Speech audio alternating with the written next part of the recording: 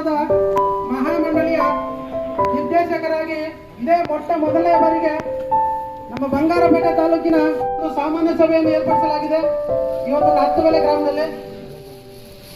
ಹಾಗಾಗಿ ಈ ಒಂದು ಸಮಾರಂಭಕ್ಕೆ ಅದೇ ರೀತಿಯಾಗಿ ಈ ಒಂದು ಗ್ರಾಮದ ಮುಖಂಡರಾದಂತಹ ರಾಮಜನವರು ಸಹ ಸ್ವಾಗತ ಬಯಸಿದ್ದಾರೆ.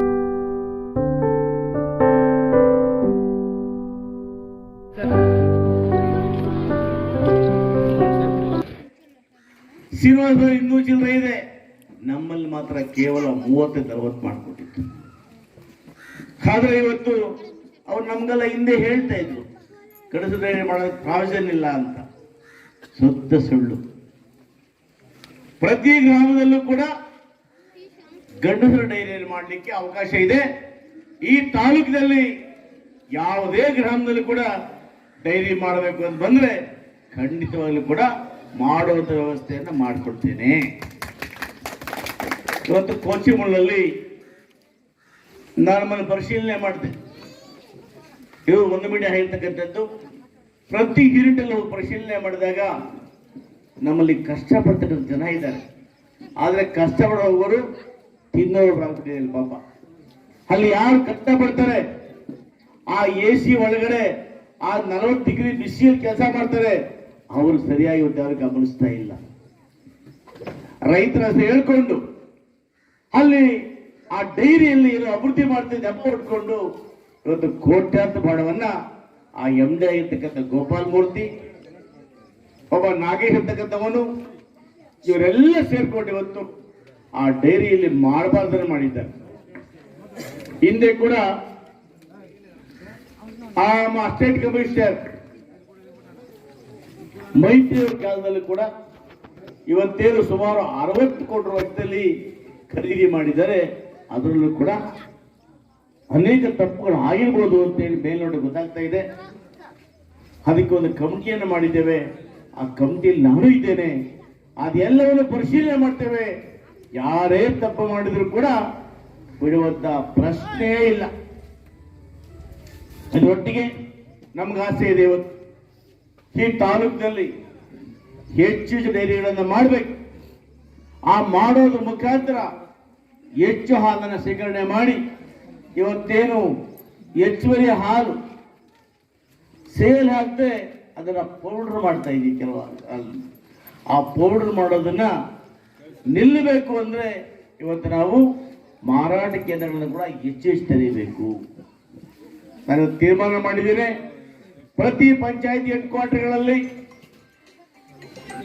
ಹೋಬಳಿ ಹೆಡ್ ಕ್ವಾರ್ಟರ್ಗಳಲ್ಲಿ, ತಾಲೂಕಿನಲ್ಲಿ ಸುಮಾರು ಒಂದು 200 ಮಾರಾಟ ಮಳಿಗೆ ಮಾಡಬೇಕು ಅಂತೇಳಿ ನಾನು ಇವತ್ತು ನಿಶ್ಚಯ ಮಾಡಿದ್ದೇನೆ. ಆ ಮುಖಾಂತರ ನಾವು ಇವತ್ತು ಒಂದು 200 ಯುವಕರಿಗೆ ಕೆಲಸ ಕೊಟ್ಟ ಹಾಕ್ತದೆ.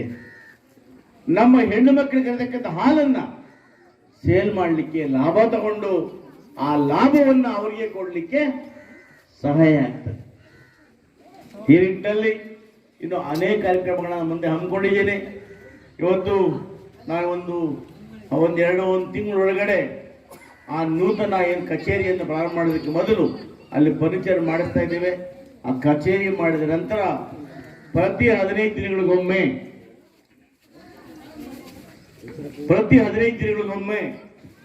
ಆ ಸೆಕ್ರೆಟರಿಗಳನ್ನ, ಡೈರಿ ಅಧ್ಯಕ್ಷರನ್ನು ಕರೆದು ಅವರ ಕಷ್ಟ ಸುಖಗಳನ್ನು ವಿಚಾರಣೆ ಮಾಡ್ತೇನೆ.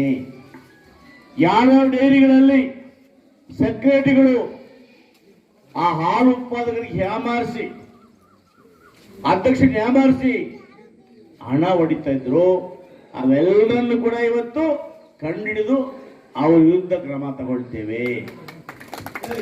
ಆದ್ದರಿಂದ ಇವತ್ತು ಈ ಸಭೆಯಲ್ಲಿ ಇನ್ನು ನಾವು ಸಭೆಯಲ್ಲಿ ಏನು ಅನುಮೋದನೆ ಮಾಡ್ತೀವಿ ಆ ಎಲ್ಲವನ್ನು ಕೂಡ ಇವತ್ತು ಅನುಮೋದನೆ ಮಾಡಿಕೊಡ್ತೇವೆ. ಅಧ್ಯಕ್ಷರಾಗಿರ್ತಕ್ಕಂಥ ವೆಂಕಟೇಶಪ್ಪನವರು, ಕಾರ್ಯದರ್ಶಿ ಆಗಿರ್ತಕ್ಕಂಥ ನಮ್ಮ ಗೋವಿಂದಪ್ಪನವರು, ಗ್ರಾಮದ ಮುಖಂಡರಾಗಿರ್ತಕ್ಕಂಥ ಮುನ್ಸಾಮಣ್ಣಾದಿಯಾಗಿ, ರಾಮಾಜಣ್ಣಾದಿಯಾಗಿ, ನರಸಿಂಹಣ್ಣಾದಿಯಾಗಿ, ಚಂದ್ರಣ್ಣಾದಿಯಾಗಿ, ನಮ್ಮ ಅಶ್ವಥ್ ಗೌಡರು, ಇವರೆಲ್ಲ ಕೂಡ ಯಾರೇನೇ ಅಪ್ರಚಾರ ಮಾಡಿದ್ರು ಕೂಡ ನನ್ನ ಬೆನ್ನಿಗೆ ನಿಂತು ಎಸ್ಎಲ್ನೊಟ್ಟಿಗೆ ನಾವಿದ್ದೇವೆ, ನಾವು ನಮ್ಮನ್ನು ಗೆಲ್ಲಿಸ್ತೇವೆ ಅನ್ನೋ ಮಾತನ್ನು ಹೇಳಿ ಪಡೆತೊಟ್ಟು ಇವತ್ತು ಈ ಗ್ರಾಮಕ್ಕೆ ಒಬ್ಬ ನಿರ್ದೇಶನ ಮಾಡಿದ್ದಾರೆ. ಆ ಋಣವನ್ನ ನನ್ನ ಜೀವನ ಪರ್ಯಂತ ನಾನು ಮರೆಯೋದಿಲ್ಲ.